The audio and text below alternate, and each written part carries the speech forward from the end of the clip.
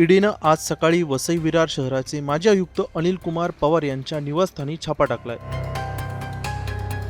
महत्त्वाचं म्हणजे 2च दिवसांपूर्वी अनिल कुमार पवार यांची बदली झाली होती आणि काल सोमवारी महापालिकेत त्यांचा निरोप समारंभ देखील पार पडला होता. पण आज सकाळी वसई विरारचे आयुक्त पवार यांच्या घरी ईडीचे अधिकारी पोहोचले. पण पवार यांच्या घराचा दरवाजा बंद असल्याने ईडीच्या अधिकाऱ्यांनी फिल्मी स्टाईलने दरवाजा तोडून आत प्रवेश केला.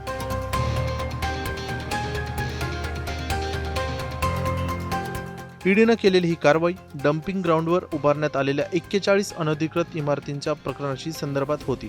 तसेच ईडीनं यापूर्वीही बांधकाम व्यावसायिक, महापालिकेच्या नगर रचना विभागातील शहर संचालक आणि वास्तुविशारद यांच्या ठिकाणी देखील छापेमारी केलेली होती.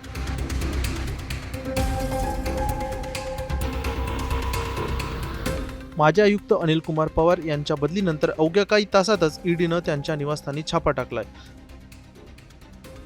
तसेच ईडीनं या संदर्भात अजून कोणतीही माहिती दिलेली नाहीये. ब्युरो रिपोर्ट, मुंबई तक.